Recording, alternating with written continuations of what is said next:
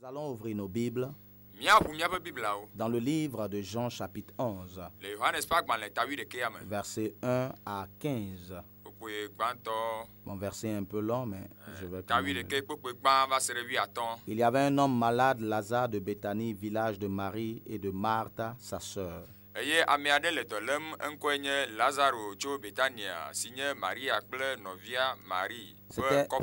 C'était cette Marie qui oignit de parfum le Seigneur et qui lui essuya les pieds avec ses cheveux, et c'était son frère Lazare qui était malade.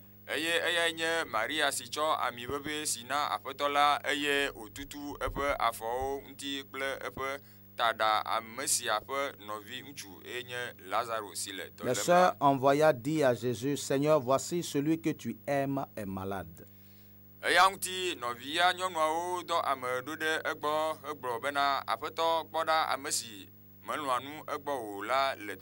Après avoir entendu cela, Jésus dit, cette maladie n'est point à la mort, mais elle est pour la gloire de Dieu, afin que le Fils de Dieu soit glorifié par elle.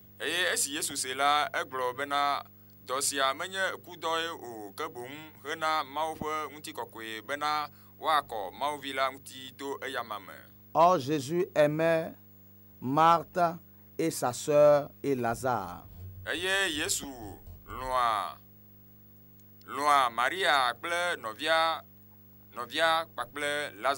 Lors donc qu'il eut appris que Lazare était malade, il resta 2 jours encore dans le lieu où il était. Et il dit ensuite aux disciples, retournons en Judée.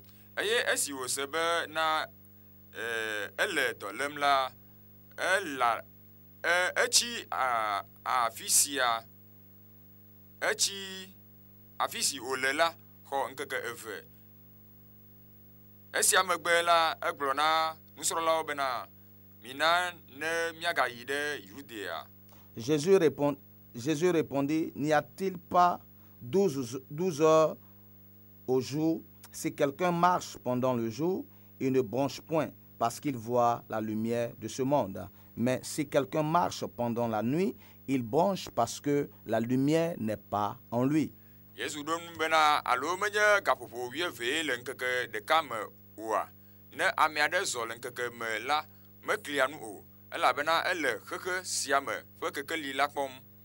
Après ces paroles, il leur dit, Lazare, notre ami, dort, mais je vais le réveiller.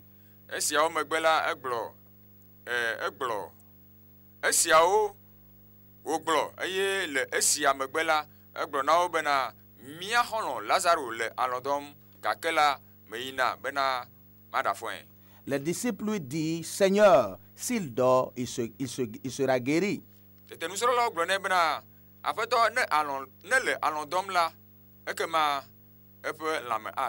Jésus avait parlé de sa mort, mais il crut qu'il parlait de l'assoupissement du sommeil.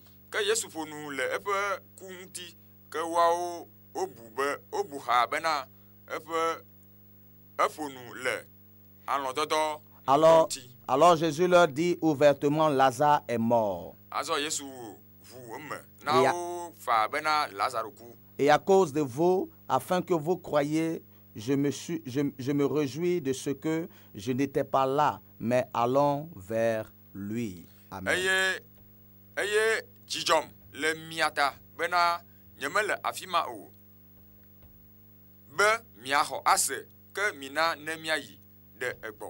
Amen. Prions le Seigneur. El Shaddai, je bénis ton nom, je te glorifie pour un temps comme ceci, un temps de bénédiction, un temps de gloire, un temps de grâce, un temps de rencontre surnaturelle avec ta présence. Parle à un frère, parle à une soeur, illumine quelqu'un, transforme la vie de quelqu'un. Qu'à travers cet enseignement, quelqu'un reçoive la réponse à ses questions, la solution à ses problèmes, la guérison pour sa maladie, la délivrance pour son harcèlement démoniaque. Dans le nom de Jésus de Nazareth, fais quelque chose de nouveau, Seigneur, et que ton peuple ait un témoignage à rendre. À la gloire de ton nom, au nom de Jésus-Christ. Amen. Le titre de mon message ce soir, c'est quand ton miracle tarde. Quand ton miracle tarde. Bien-aimé, il arrive des moments dans la vie où les problèmes et les difficultés s'amplifient au point où tu veux tout abandonner.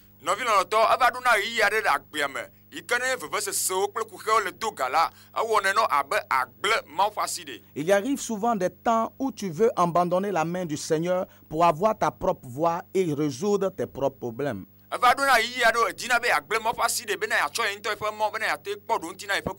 Il arrive même des moments où tu souhaites que la mort t'emporte avec elle.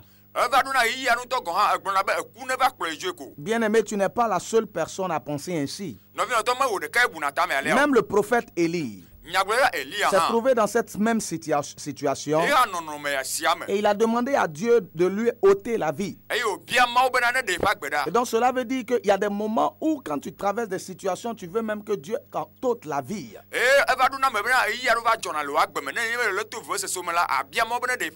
Mais je suis venu pour te dire en cette nuit, en tant que serviteur de Dieu, de ne point abandonner, de ne point faiblir, de ne point baisser les bras, parce que ton miracle arrive dans le nom de Jésus. La Bible dit dans le livre de Jean chapitre 11, l'histoire que nous avions lue, la Bible dit que Lazare était malade.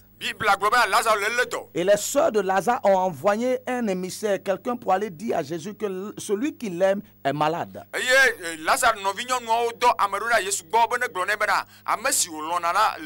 Mais la Bible dit que Jésus-Christ est resté encore 2 jours avant de venir.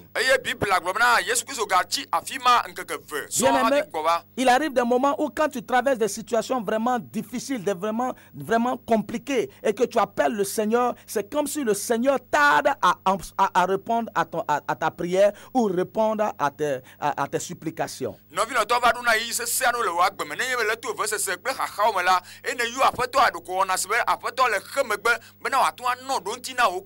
Il arrive des moments comme si c'est comme si Dieu t'avait abandonné, comme si les cieux étaient fermés sur ta vie.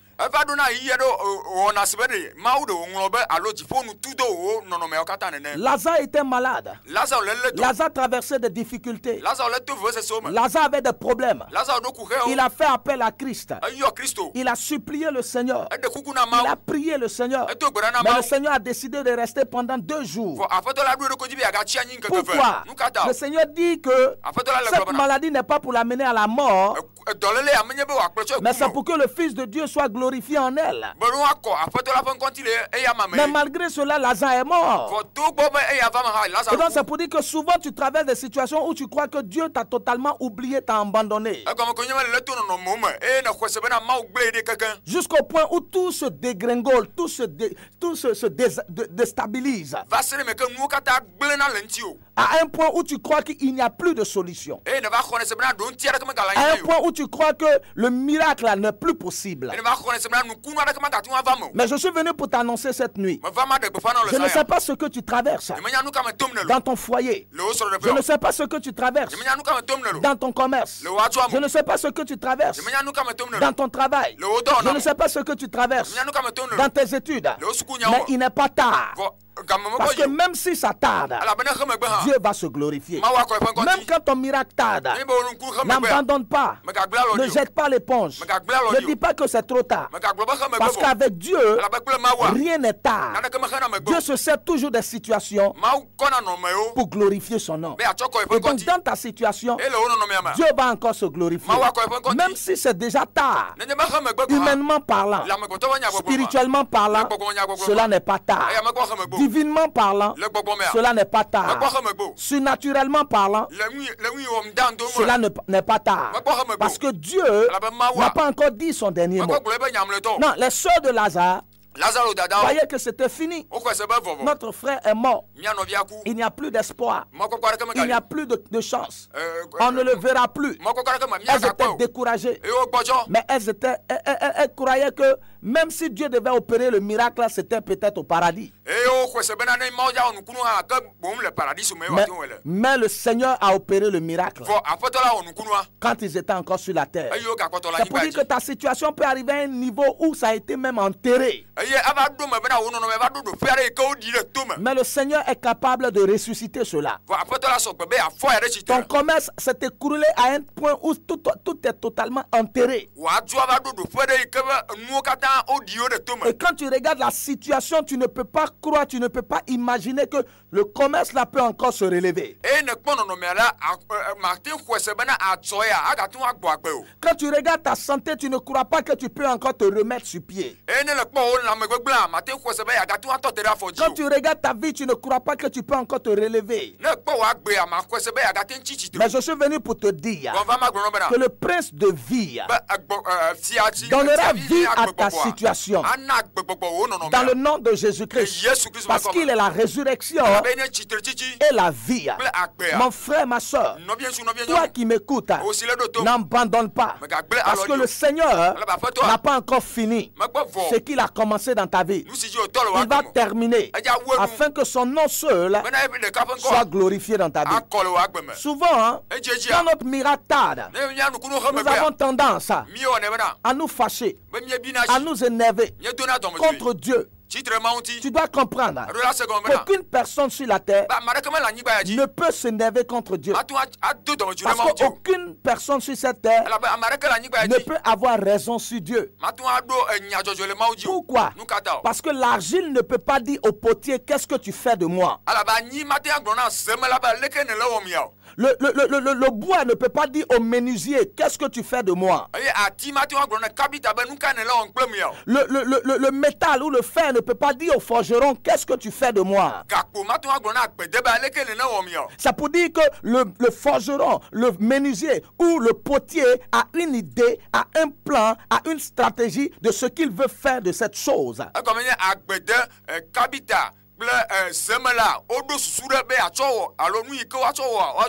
Tu peux ne pas savoir ce que Dieu veut faire de toi, mais Dieu sait ce qu'il veut faire de toi. C'est pourquoi il a dit dans le livre de Jérémie 29 verset 11, je connais les projets que j'ai formés sur toi, projets de paix et non de malheur, afin de te donner un avenir et de l'espérance. Dieu a un projet pour toi et ce projet doit s'accomplir.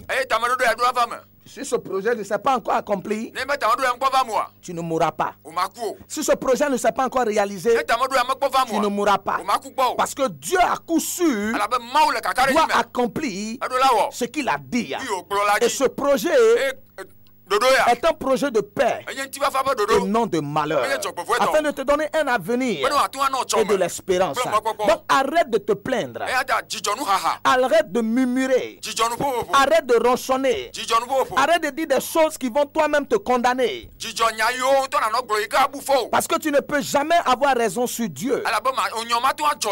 Même si tu as fait ton effort et que rien ne s'est passé, ne dis pas que Dieu a tort. Ne dis pas que Dieu n'a pas bien fait, parce qu'il fait toutes choses bonnes en son temps. Alléluia. Il le fera pour toi. Il le fera pour toi. Amen. Qu'est-ce que tu dois faire quand ton miracle tarde? Qu'est-ce que tu dois faire quand ton miracle tarde? Amen. Numéro 1, il faudrait persévérer. Il faudrait persévérer. Non, il est important pour toi de comprendre que la persévérance est une qualité de gagnant. Un gagnant persévère toujours. Un gagnant ne baisse pas les bras. Même quand ça ne va pas, il se dit toujours que ça ira. Même quand les choses sont en déroute, quand les choses sont dispersées, il se dit toujours que ça ira.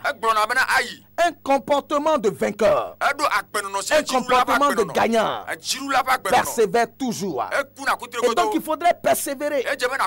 Continue de continuer. Continue d'avancer. Continue de progresser. Même si les autres abandonnent, toi n'abandonne pas. Continue de croire. Et jusqu'à la fin, tu verras la gloire du Seigneur. La Bible dit, dans le livre d'Hébreux 10, verset 36,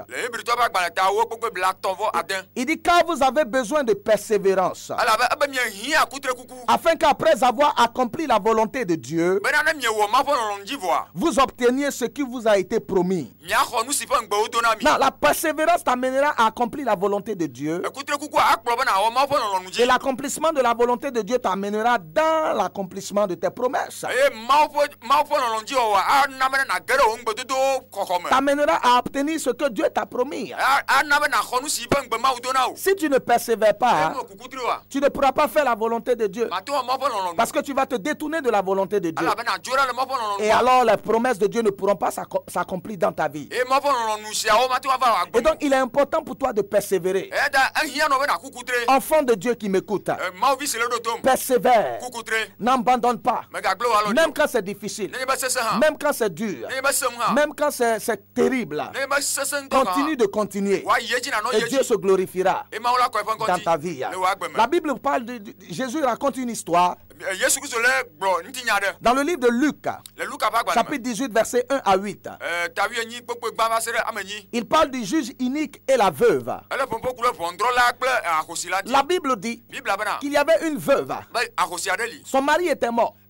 Sûrement que si je dois amener dans le contexte africain, souvent quand tu es marié à une femme et que le mari meurt, les parents, la belle famille a tendance de venir souvent prendre tous les biens que le mari a pu réaliser, les choses qu'il a pu réaliser.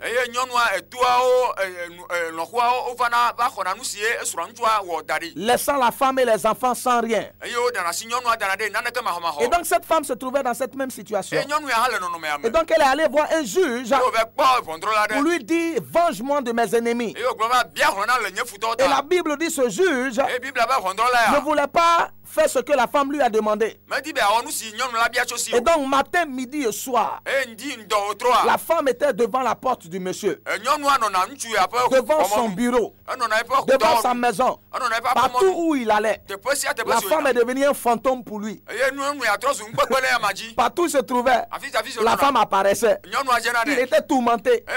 Jusqu'à un bon matin, il dit, ah, si je ne fais rien pour cette femme-là, elle risque de me rendre folle.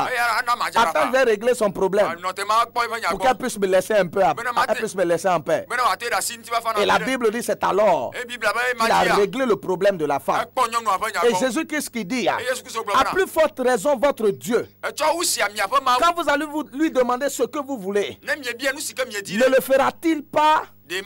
Si ce juge inique a pu faire cela pour cette femme à cause de sa persévérance, est-ce que Dieu ne le fera pas pour toi? Bien-aimé, écoute-moi très bien. Dieu est un juste juge. Dieu est un juste juge. Il ne fait pas de favoritisme. Il est fidèle. Il le fera pour toi quand le temps viendra. Mais c'est à toi de persévérer et de croire en ce Dieu que tu sais. Et il te surprendra de sa bénédiction, de sa grâce et de sa faveur. Et donc même quand c'est dur, quand ton miracle tarde, continue de persévérer.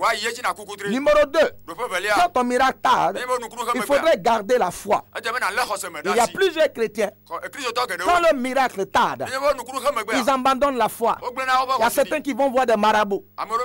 Il y a certains qui s'adonnent à l'alcool. Il y a certains qui vont voir des féticheurs. Il y a d'autres qui retournent aux pratiques ancestrales. Il y a d'autres qui retournent à des choses qui ne sont pas à la gloire de Dieu. Ils abandonnent totalement la foi. Juste parce que leur miracle tarde. Je suis venu pour te dire en cette nuit, pour t'encourager en cette nuit, de ne pas abandonner la foi, de toujours garder la foi. Tu dois comprendre que la foi est la garantie de ton miracle. Alléluia. La foi va garantir ton miracle. Si tu continues d'avoir la foi, Dieu le fera pour toi. Jésus-Christ dit dans le livre de Marc 9, verset 23, il dit tout est possible pour celui qui croit. Si tu crois, le Seigneur le fera pour toi. Marc 11, verset 23 dit, ayez foi en Dieu. Le Seigneur te demande d'avoir foi en lui. Parce que c'est ta foi qui va générer ton miracle. C'est ta foi qui va enfanter ton miracle. C'est ta foi qui va engendrer ton miracle. C'est pourquoi la Bible dit, sans la foi, dans le livre d'Hébreux, il dit sans la foi, nul ne peut être agréable à Dieu. Sans la foi, tu ne peux plaire à Dieu. Et donc si tu ne plais pas à Dieu, Dieu ne peut pas te donner ce que tu désires. Si tu ne me plais pas, je ne peux pas te donner ce que tu me demandes. Si une personne ne me plaît pas, je ne suis pas obligé de donner quelque chose à cette personne, de faire un cadeau à cette personne. Mais quand cette personne fait quelque chose qui touche mon cœur, cette personne obtient ma faveur. Cette personne obtient mon appréciation. Et donc automatiquement, je fais quelque chose pour cette personne. C'est de cette même manière avec Dieu. Ce qui peut amener Dieu à te donner ce que tu désires, c'est ta foi en lui. Il faudrait que tu crois qu'il existe et qu'il est le rémunérateur de tous ceux qui le cherche. Alléluia. Si tu le cherches vraiment de tout ton cœur, même quand ton miracle tarde, il va te rémunérer. Il va te visiter. Il va opérer le miracle dans ta vie. Dans le nom de Jésus. Amen et amen. Numéro 3, quand ton miracle tarde, il faudrait espérer en l'Éternel. Alléluia. Il faudrait toujours espérer en l'Éternel. Il faudrait toujours s'attendre à l'Éternel. Même quand ça dure, même quand c'est difficile, parce que tu ne sais pas quand est-ce que le Seigneur va te visiter. Et donc chaque jour, il faudrait t'attendre à quelque chose venant de la part du Seigneur. Tu dois comprendre que l'espérance est la force qui te permet de progresser. L'espérance est la force de progression. Quand tu espères, quand tu t'attends à quelque chose, ça t'amène à progresser. Ça t'amène à continuer. Parce que tu sais que quelque chose va sortir de ça. Si tu fais un commerce et que tu n'espères pas recevoir quelque chose, tu n'espères pas réussir dans ce commerce, tu vas abandonner le commerce. Si tu fais un travail et que tu n'espères pas progresser dans ce travail, tu vas abandonner le travail. Mais ton espérance en ce travail, en ce commerce, en ce mariage, va te donner la force de pouvoir continuer, de pouvoir progresser. Et donc même quand ton miracle tarde, il faudra toujours espérer que ton Dieu, qui est le créateur des cieux et la terre, va te visiter un jour. La Bible dit, dans le livre de Psaume, chapitre 25, verset 3, il dit, tous ceux qui espèrent en l'Éternel ne seront pas dans la honte. Oh, alléluia. Quand tu espères en l'Éternel, tu ne seras jamais dans la honte. Dieu ne permettra point que tu sois dans la honte, parce qu'il va te visiter. Dieu est en train de préparer quelque chose pour toi. Dieu est en train d'orchestrer quelque chose pour toi. N'abandonne pas la main de Dieu. Ton miracle est en route. Et ton miracle va se révéler dans ta vie. Ton miracle va se manifester dans ta vie. Dans le nom de Jésus de Nazareth. La Bible dit dans le livre de Proverbes, chapitre 20, verset 22, il dit espère en l'Éternel et il te sauvera. Quand tu espères en l'Éternel, il te sauvera. Il viendra à ton secours. Je ne sais pas quel problème dans lequel tu te trouves. Peut-être que tu m'écoutes. Tu es endetté. Tu es endetté jusqu'au cou. Tu es noyé dans les dettes. Tu as des problèmes. Tu es confus. Tu es désorienté. Tu ne sais pas ce qu'il faudrait faire. Mais je suis venu pour te dire, espère en l'Éternel. Et si tu espères en l'Éternel, il va te secourir. Il va te secourir. Il viendra te sauver dans le nom de Jésus. Parce qu'il n'abandonne jamais ceux qui espèrent en lui. Alléluia. Il dit dans le livre de Lamentation, chapitre 3, verset 25. Il dit l'Éternel est bon pour celui qui espère en lui, pour celui qui le cherche. Alléluia. L'Éternel est bon pour celui qui espère en lui, pour celui qui le cherche. Le Seigneur sera bon envers toi. Mon frère, ma soeur, le Seigneur sera bon envers toi. Continue d'espérer en lui. N'abandonne pas. Même quand tes parents te critiquent, même quand les hommes t'insultent, même quand les hommes te persécutent, quand les gens te disent, tu es parti à l'église jusqu'à... Dieu n'a rien fait pour toi. C'est ce qui s'est passé. Quand Lazare est mort et Jésus est arrivé, quand Jésus a pleuré, il dit regardez, il pleure. Il n'a pas dit qu'il l'aime. Lui qui a ressuscité les morts, lui qui a fait les choses, qui a guéri les malades, il n'a qu'à le sauver aussi. Il a laissé dire qu'il est mort. Et puis il vient nous dire on n'a qu'à ouvrir le tombeau. Qu'est-ce qu'il peut faire encore? Les gens ont dit des choses, mais le Seigneur à la fin a ressuscité Lazare. Les gens vont te persécuter, les gens vont t'insulter, les gens vont te dire ça ne va pas chez toi. Qu'est-ce que tu trouves en Dieu? Et puis tu continues de le servir. Aujourd'hui tout est gâté. Le Dieu que tu sais là, chaque fois c'est toi qui paye dîme, chaque fois c'est toi qui donne offrande, chaque fois c'est toi qui soutiens le pasteur. Le pasteur était où quand tu as commencé à avoir tes problèmes? Le pasteur était où quand tu traversais tous ces problèmes là? Aujourd'hui voilà toi. Le pasteur n'a qu'à prendre l'argent de l'église pour te donner, pour reprendre ton commerce, pour reprendre tes activités. Tout le monde t'a abandonné. Bien aimé, ils vont dire des choses, et si tu ne fais pas attention, ces choses vont t'amener à te détourner de Dieu. Mais je suis venu pour t'encourager. N'écoute pas ces voix. Continue d'espérer en l'Éternel. Ce Dieu que tu sais jour et nuit, il va te sauver. Ce Dieu que Daniel a servi jour et nuit, l'a délivré de la force au lion. Quand le roi est venu, le roi lui a demandé, Daniel, est-ce que le Dieu que tu sais jour et nuit a été capable de te sauver? Et Daniel qui répondit, oui mon roi, le Dieu que je sais jour et nuit, il m'a délivré. Oh bien-aimé, espère en l'Éternel. Il ne va pas te laisser dans ton abîme. Il ne va pas te laisser dans le gouffre. Il ne va pas te laisser dans l'enfer que tu traverses. Mais de l'abîme, il va t'amener à la cime. De l'enfer, il va t'amener dans ton paradis. Du gouffre, il va t'amener au sommet. N'abandonne pas. Au nom de Jésus. Osée. Le prophète Osée chapitre 12 verset 7 dit, il dit espère toujours en ton Dieu.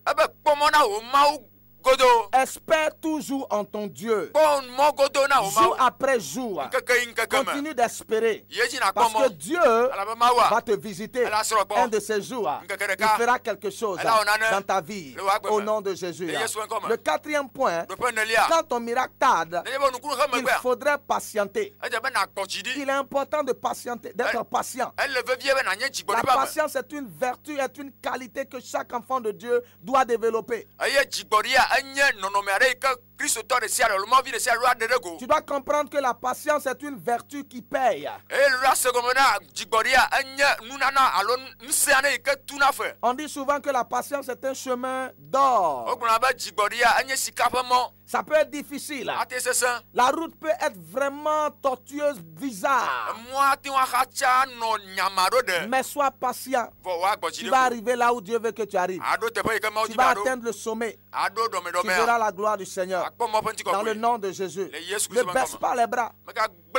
Jacques a dit, dans le livre de Jacques, chapitre 1, verset 3 à 4, il dit, sachant que la mise à l'épreuve de votre foi produit la patience. Mais il faut que la patience accomplisse une œuvre parfaite, afin que vous soyez parfaits et accomplis. Alléluia. Jacques a dit quelque chose de très profond ici. Ce qu'il a dit est très fort. Il dit la mise à l'épreuve de votre foi produit la patience. Non, chacun de nous sera éprouvé. Ce que tu traverses aujourd'hui est juste une épreuve. Une épreuve de ta foi. Pour voir combien de fois tu vas continuer de croire en Dieu. Pour voir combien de fois tu resteras accroché à ton Dieu. Pour voir combien de fois tu ne vas pas renier le nom de l'Éternel. Voici Simon Pierre qui a été éprouvé quand Jésus-Christ a été capturé devant une petite fille. Quand on lui a demandé, tu es un de ses disciples, on te connaît, tu étais avec lui. Il n'a pas été capable de dire et d'affirmer que Jésus était son Seigneur. Il a renié. Que cela ne soit pas ton cas aujourd'hui. Bien-aimé, il ne faudrait pas que toi aussi tu renies le Seigneur à cause de ce que tu traverses. Parce que ce que tu traverses est seulement pour éprouver ta foi. Il dit, mais il faut que la patience accomplisse une œuvre parfaite. Ta patience va accomplir une œuvre parfaite afin que tu sois parfait et accompli. Parce que ta patience va t'amener à marcher dans la volonté de Dieu, va t'amener à glorifier le nom de Dieu, et Dieu sera élevé dans ta vie, et ce qui était impossible deviendra possible. Alléluia. Il faut que la patience accomplisse une œuvre parfaite. C'est pour dire que ta patience peut accomplir une œuvre imparfaite. Alléluia. Il faudrait que dans ta patience, tu puisses faire ce qui est à la gloire de Dieu. Tu puisses faire ce qui honore Dieu. Il ne faudrait pas que dans ta patience, tu puisses faire des choses qui vont mettre Dieu en colère. Parce que si dans tes épreuves, tu n'es pas patient, ou bien même si tu es patient, mais tes actes ne glorifient pas le Seigneur, Dieu ne pourra pas accomplir ce qu'il veut accomplir dans ta vie. Et donc, bien-aimé qui m'écoute, il faudrait être patient. Il faudrait que ta patience accomplisse une œuvre parfaite. Pour que tu sois parfait et accompli. Alléluia. Le psalmiste dit dans le livre de Psaume 37, verset 7. Psaume 37, verset 7.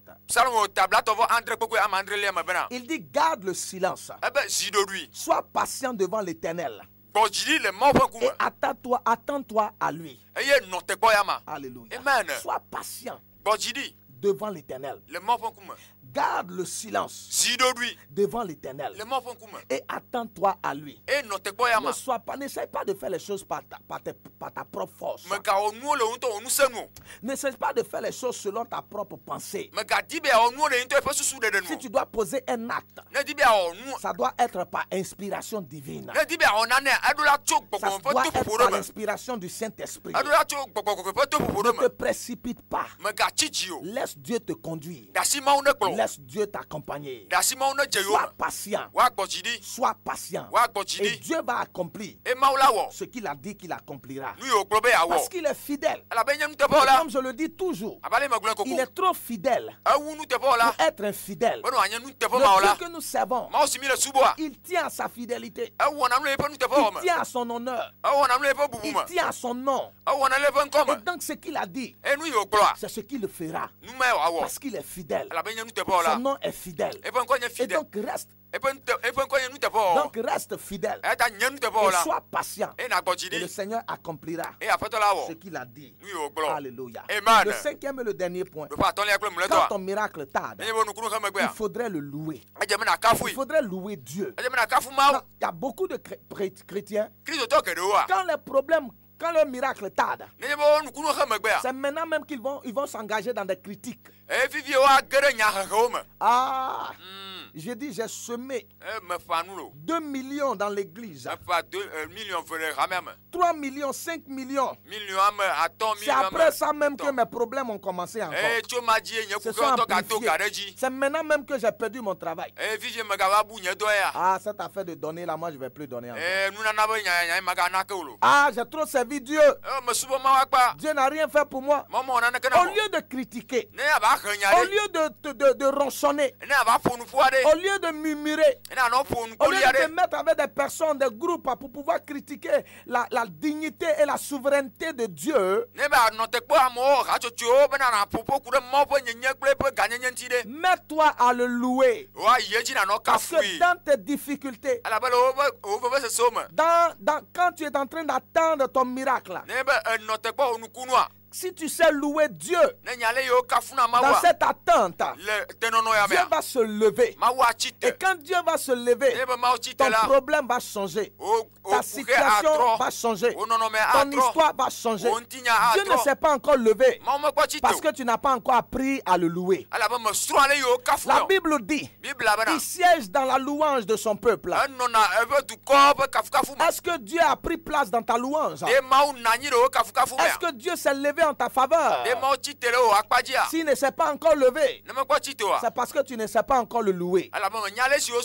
Loue-le pour qu'il n'ait pas le choix que de se lever et de danser au son de tes cantiques.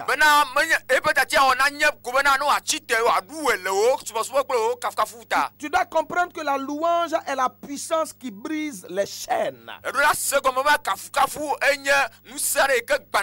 Quand tu sais louer Dieu, cela est une force et une puissance qui va briser les chaînes qui te tiennent captif.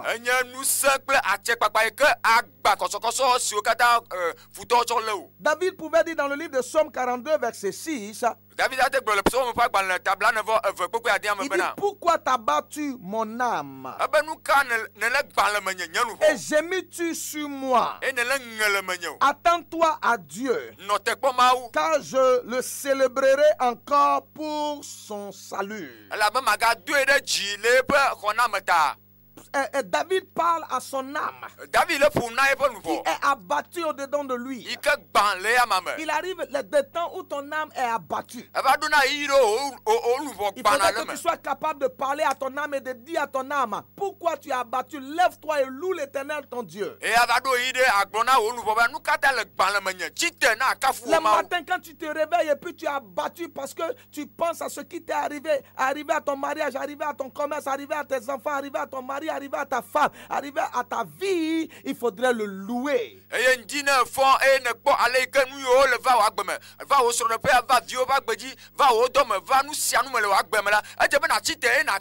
Parce que dans la louange, Dieu va se déchaîner et Dieu va briser les chaînes dans ta vie. Parce que quand tu loues Dieu, tu élèves Dieu.